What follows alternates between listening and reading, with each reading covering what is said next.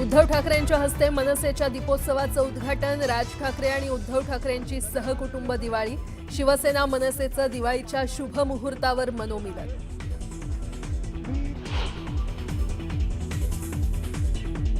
एकाच कारमधून उद्धव ठाकरे आणि राज ठाकरेंचा प्रवास। स्टेअरिंग राज ठाकरेंच्या हाती तर दुसऱ्या कारमध्ये अमित ठाकरेंचे सारथी झाले आदित्य ठाकरे।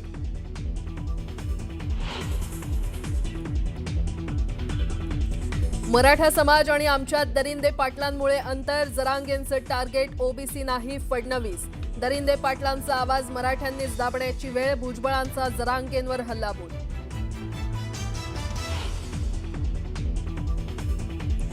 जीआर रद्द करण्याची खोड भुजबळांनी काढू नये। आमच्या मुळावर उठलात तर ताकद दाखवून देऊ। बीडमध्ये दहशत माजवण्यासाठी सभा घेतली। भुजबळांचा भुरट नेता असा उल्लेख करत जरांगेंचा पलटवार।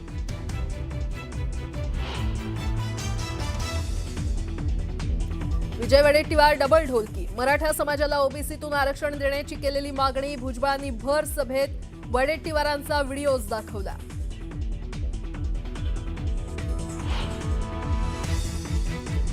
विखे आला आणि सर्व महाराष्ट्रामध्ये विखार पसरवून गेला तर गेला पण जीआर काढला। छगन भुजबळांचा सहकारी विखे पाटलांवर हल्लाबोल।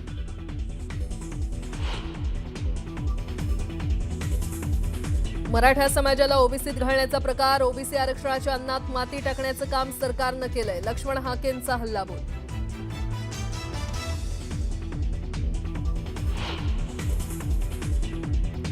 आणि मुख्यमंत्री देवेंद्र फडणवीस बिहारहून थेट शिर्डीत। शिवाजी कडिलेंच्या कुटुंबियांची सांत्वनपर भेट घेतल्यानंतर पुन्हा बुरहानपूरसाठी रवाना।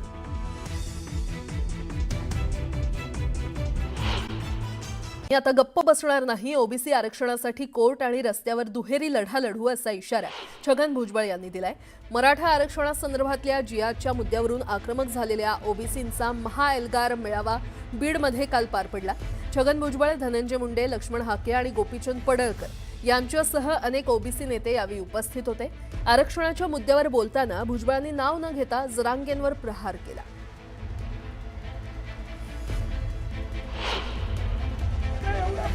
अधिकारी कधीपासून जन्माला आले या देशात? आम्हाला 10 महिने लागतात, याला 10 तासात हे जर थांबवलं नाही ना तर लक्षात ठेवा, आपणच सांगितलं ओबीसी आमचा डीएनए आहे। हा डीएनए कधी सरकल काही सांगता येणार नाही।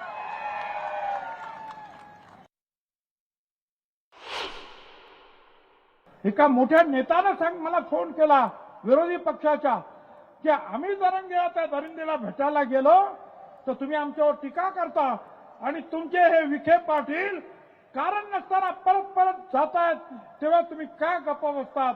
मला त्यांना सांगायचं आम्ही त्यांना सुद्धा सोडणार नाही, गप्प बसणार नाही।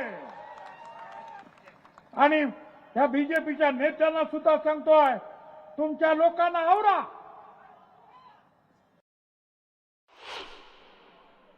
मला तर कधीपासून पाडितोच म्हणतो।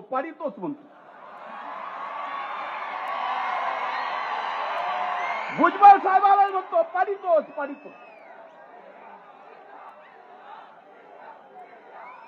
अरे 1,42,000 मतांनी आलो पाडितो म्हणून।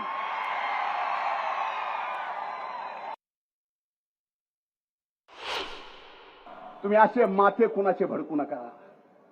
या छत्रपती शिवाजी महाराजांच्या महाराष्ट्रात तुम्ही असे कुणाचे माथे भडकू नका। खरं काय खोटं काय, कायदा काय सांगतो आणि मराठा समाजाच्या आमच्या गरीब बंधू भगिनींना खऱ्या अर्थानं फायदा कशाचा होतोय हेच आम्ही बोलतोय, हेच सर्वजण बोलतायत, पण ओबीसीत येऊन नाही। दरम्यान भाजप नेत्यांना आवरा असा इशारा भुजबळांनी दिलाय। त्यावर भाजप हा सर्वांना बरोबर घेऊन जाणारा पक्ष असल्याचं सांगत प्रवीण दरेकरांनी भुजबळांना उत्तर दिलंय।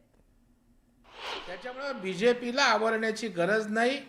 बीजेपी अत्यंत शिस्तीचा, सुसंस्कृत अशा प्रकारचा पक्ष आहे आणि सर्वांना बरोबर घेत 18 पगड जातीच्या लोकांना बरोबर घेत माननीय देवेंद्रजी फडणवीस साहेब छत्रपती शिवाजी महाराजांचा आदर्श घेऊनच राज्यकारभार करतायत आणि त्याच्यामुळं BJPला आवरण्याची आवश्यकता नाही.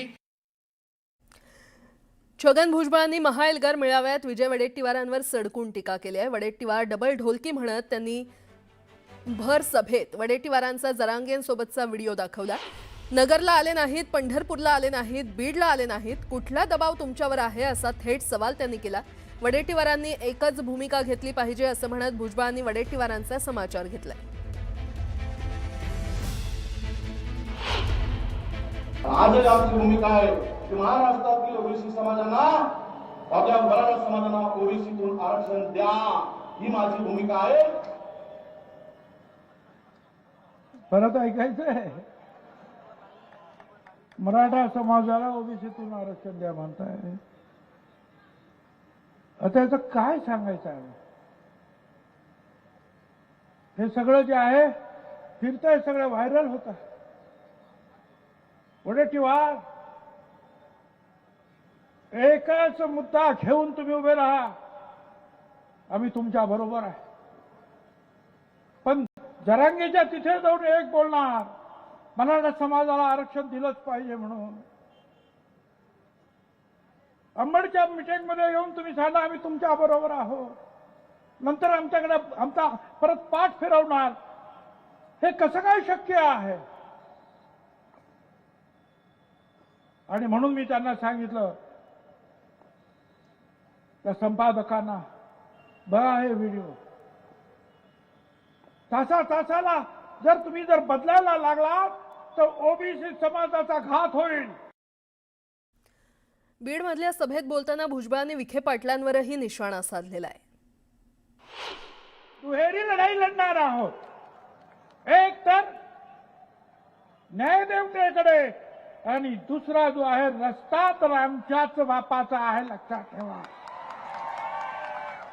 काय तुम्ही सांगता? मला सांगता तुम्ही येऊ नका. आणि मगाशी सांगितलं, मला वाटतं हाक्याने सांगितलं, तो विखे कसा काय आला? विखे आला आणि सगळ्या महाराष्ट्रामध्ये विखार पसरवून गेला.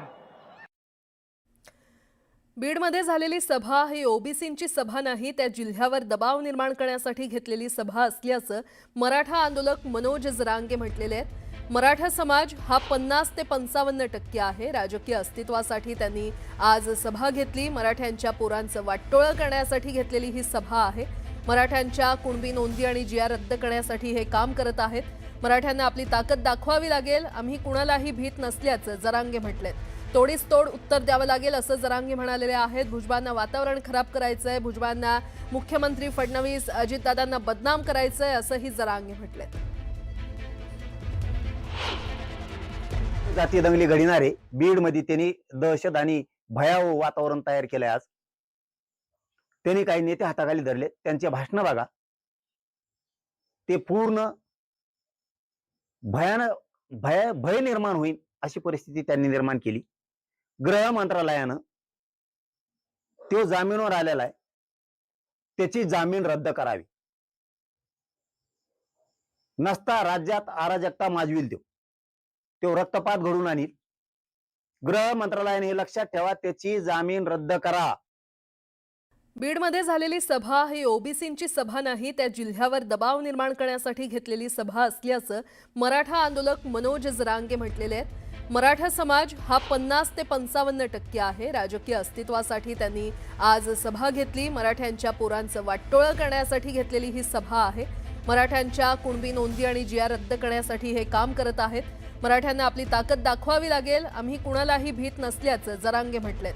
तोडीस तोड उत्तर द्यावं लागेल असं जरांगे म्हणालेले आहेत. भुजबळांना वातावरण खराब करायचंय, भुजबळांना मुख्यमंत्री फडणवीस अजितदादांना बदनाम करायचंय असंही जरांगे म्हटलेत.